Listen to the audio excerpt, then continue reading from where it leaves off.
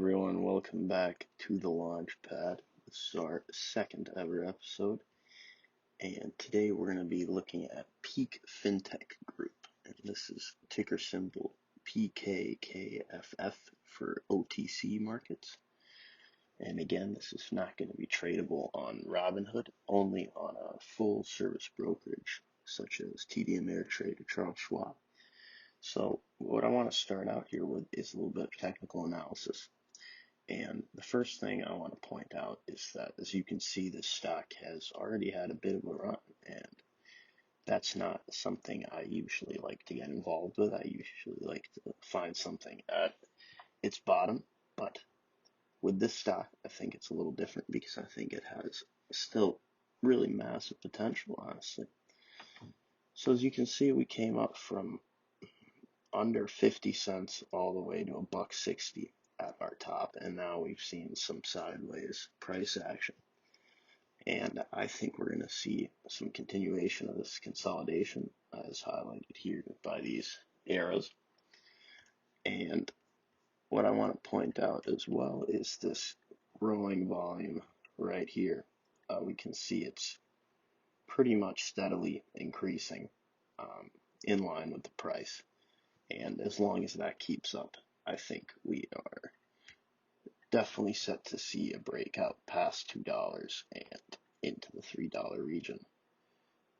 Now, taking a look at the fundamental side, let's get into the investor's presentation. So, looking here, we have the November 2020 Peak Fintech Investors deck. And what we're going to get into here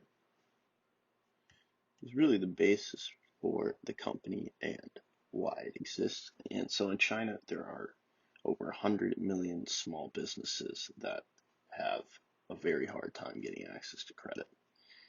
And this is where Peak Fintech enters the picture.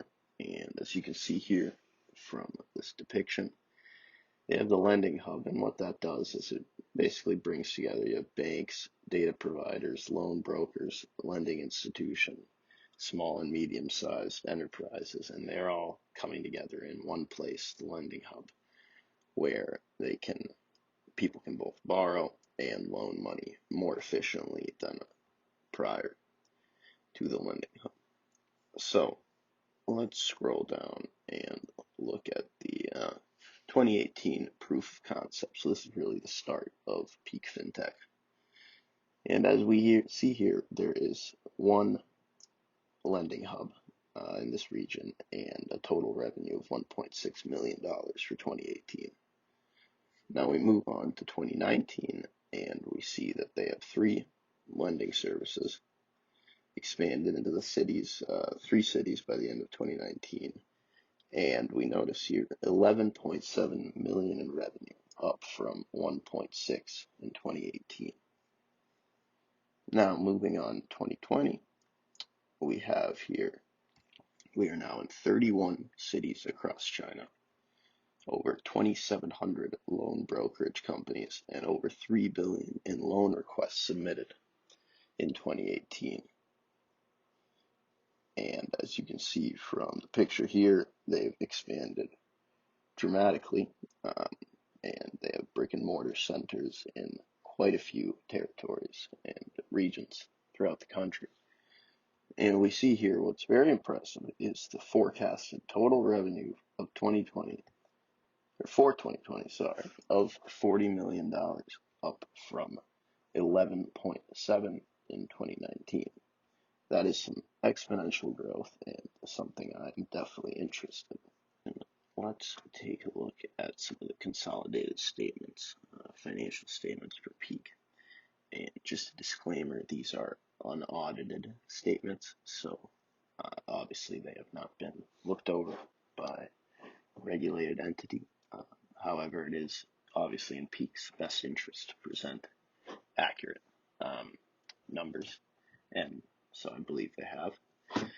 And what I found notable here is that, as we can see, they've maintained a very healthy ratio between assets and liabilities for both 2019 as well as to 2020. You can see here 48 million in assets compared to 23 million in liabilities for 2020, and then 29 million in assets in 2019 with 9 million in liabilities. So this is a sign of the health of the company, at least on the surface. I am not an accountant. I cannot speak to the depth of other releases by Peak, but however, I've examined this one, and what I see I consider to be a sign of health. And I am also, again, personally invested in this company. So now let's look at some of our current catalysts here.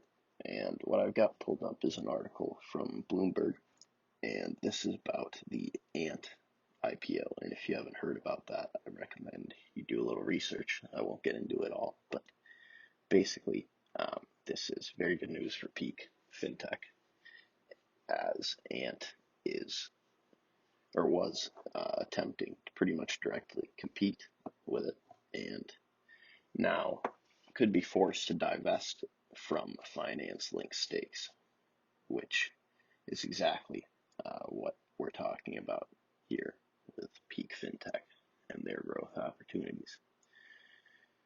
Now let's look at a second piece of news that could be a catalyst as well. What we see here is Peak begins its process to list its common shares on NASDAQ, and that is definitely a good sign for us Peak investors, and I think overall a very good sign of what's to come for the company. So as always, this video is meant for educational purposes. I am not a financial advisor, and therefore this is not buy or sell recommendation. I am merely showing you my research and my hypothesis, and I recommend that you do your own research on this company. I will link all of the articles and the presentation I went over below the video, and I hope everyone had a great end of the year. Thank you for watching.